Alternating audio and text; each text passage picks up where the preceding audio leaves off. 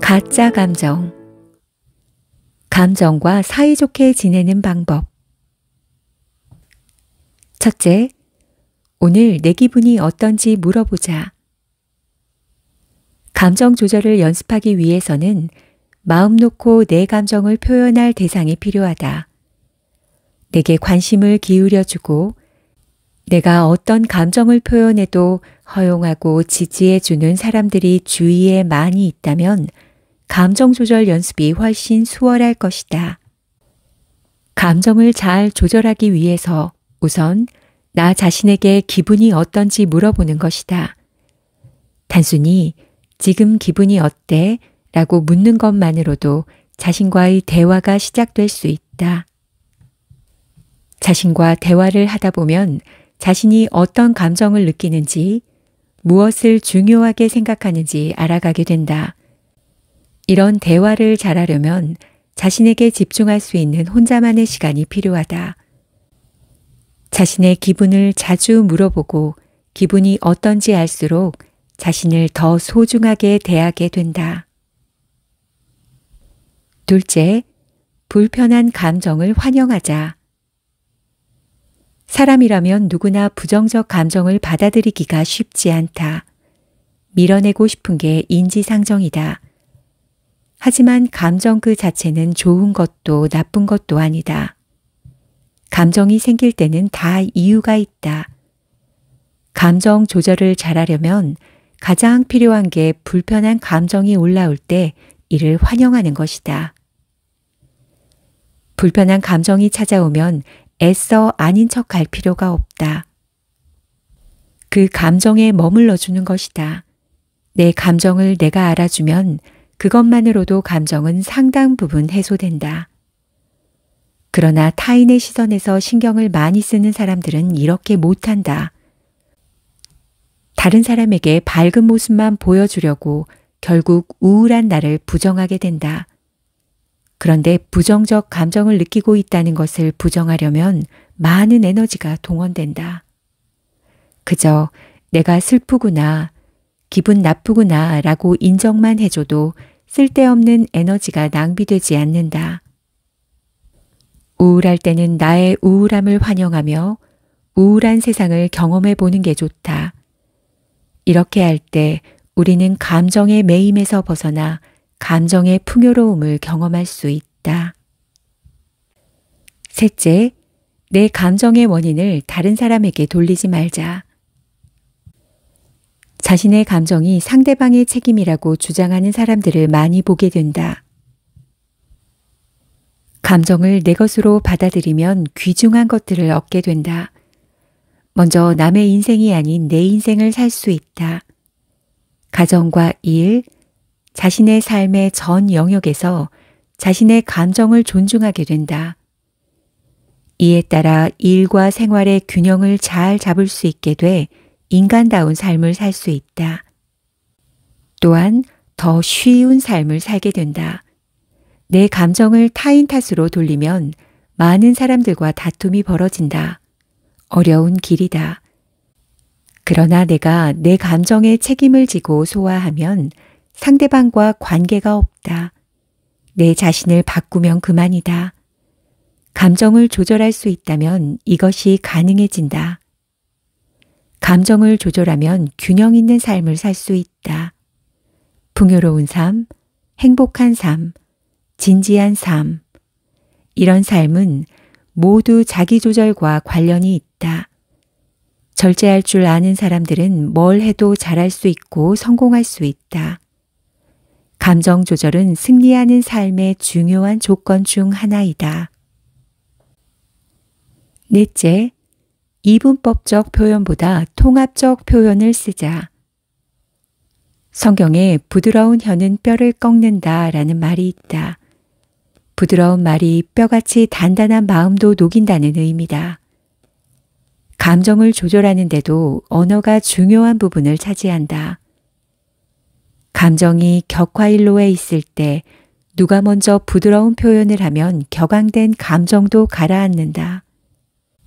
극단적 언어는 항상 언제나, 늘 내 눈에 흙이 들어가기 전에 같은 표현들이다.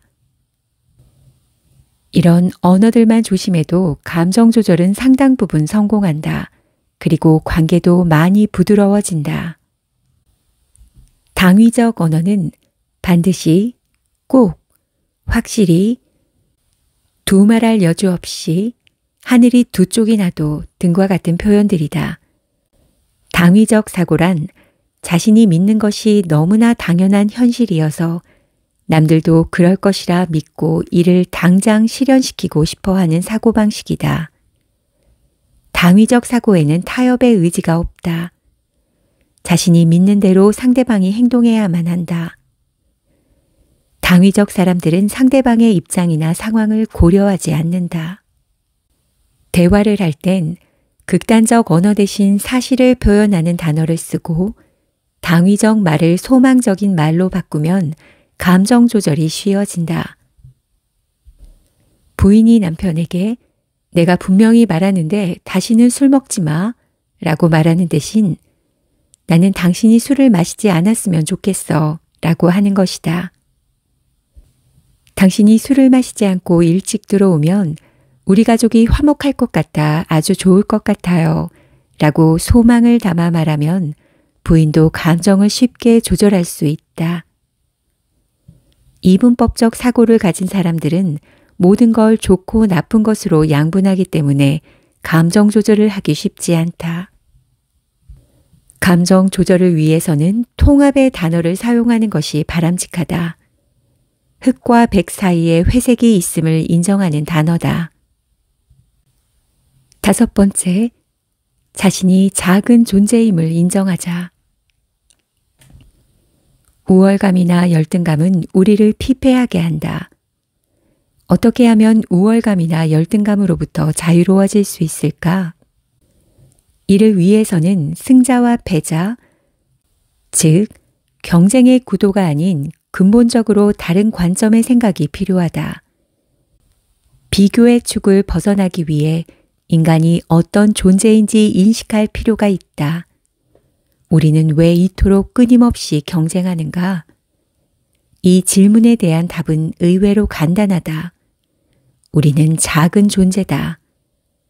작은 존재들은 끊임없이 자신이 상대방보다 더 큰 존재임을 주장하려고 경쟁하게 된다. 마치 제 나이가 1살 더 많다고 서로 주장하는 아이들과 같다. 어른들도 돈, 지위, 명예, 인기 등과 같은 사회적 수단을 가지고 내가 너보다 더 큰 존재야. 왜 내 말을 듣지 않는 거야? 라고 고함을 친다. 우리가 작은 존재임을 인정하고 이를 받아들이면 비교축에서 벗어날 수 있다. 작은 존재임을 인정하면 커지려는 경쟁이 필요 없다. 경쟁에서 우위를 점하고 이를 통해 상대방을 지배하려는 노력들이 무의미해진다. 작기 때문에 경쟁이 아닌 협력이 필요하다. 6번째, 할 수 있는 것과 없는 것을 구분하자. 인간은 유한한 존재다.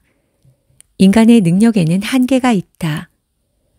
그러나 우리는 불편한 감정이 생기면 한계가 없는 것처럼 행동한다. 화는 자신이 전능한 하나님처럼 행동하려는 감정이다. 화가 나면 나만 옳고 상대방은 틀렸다고 생각한다. 그래서 상대방이 내가 원하는 대로 행동하기를 원한다. 우울한 사람들은 불가능한 것들을 하려고 한다. 자신이 원하는 게 불가능하다는 것을 인식하지 못한다. 슬픈 사람들은 현실을 인정하면서도 자신이 원하는 것들이 이루어지기를 바란다. 강박적인 사람들은 조금도 해가 없는 세상을 바란다. 불안한 사람들은 미래에 무슨 일이 일어날지 분명하고 확실하게 알기를 원한다. 이렇듯 감정이 부정적이 되면 인간은 끊임없이 한계가 없는 세상, 즉 불가능한 것들을 꿈꾸게 된다. 감정 조절을 잘하려면 자신이 할 수 있는 것과 없는 것을 구분할 수 있어야 한다. 자신의 한계를 겸허히 받아들일 수 있어야 한다. 7번째, 부족한 나를 포용하는 새로운 가치관을 세우자. 감정 조절로 변화가 오면 이전에는 결코 알 수 없었던 새로운 기쁨을 맛보게 된다. 이 점이 바로 감정 조절의 묘미다. 이런 기쁨을 오래 누리려면 변화된 자신에게 알맞은 가치관이 필요하다. 새로운 가치관으로 변화된 사람들은 생각하는 범주가 넓어진다.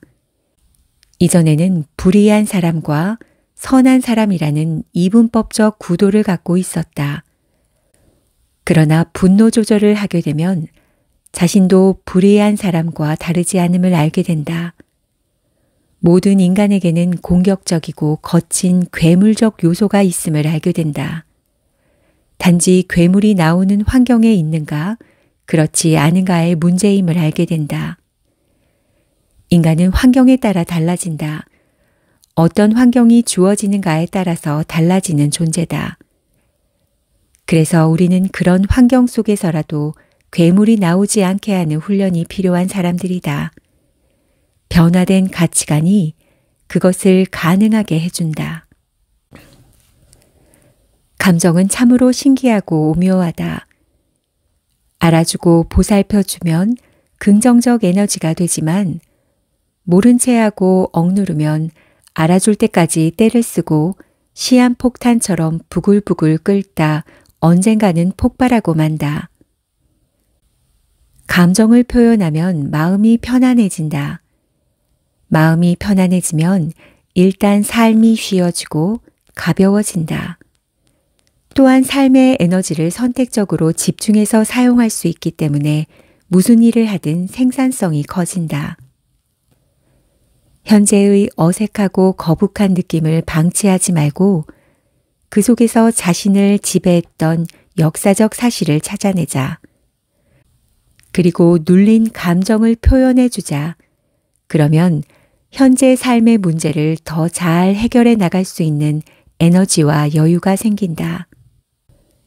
많은 사람들이 어른이 돼서도 어린아이와 같은 마음으로 사는 이유는 불편한 감정이 생겨도 자기 인생의 주제가 드러날까봐 회피했기 때문이다. 회피는 사람들이 그 주제에 직면해서 성장할 수 있는 기회를 빼앗는다.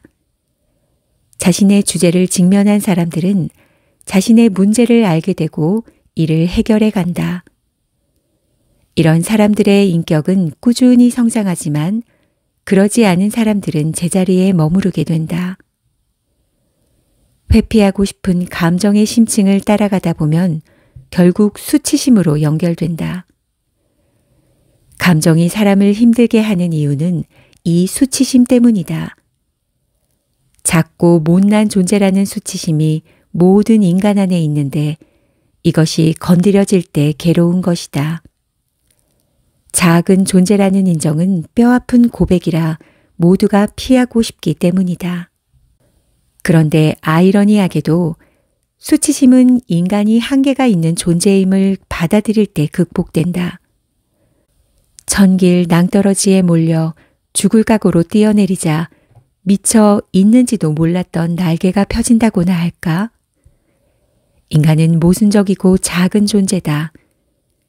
인간 존재의 불완전함, 내 개인의 부족함을 받아들이는 것이 자신의 한계를 초월하는 방법이다. 더 큰 존재가 되려고 애쓰지 않을 때 비로소 자유로워진다. 나는 불완전하고 작은 존재이기 때문에 실수할 수 있고 잘못할 수 있다. 그래도 괜찮다. 외로울 때도 있고 두려울 때도 있다. 그게 정상이다. 잘난 때도 있고 못난 때도 있다. 옳을 때도 있고 틀릴 때도 있다. 그게 나다. 그래도 괜찮다. 이렇게 자신을 수용할 수 있는 사람은 다른 사람도 수용할 수 있다. 다른 사람의 불완전함, 한계를 용납할 수 있게 된다. 이런 사람은 주위 사람들에게 다정하면서도 당당하고 자유로울 수 있다.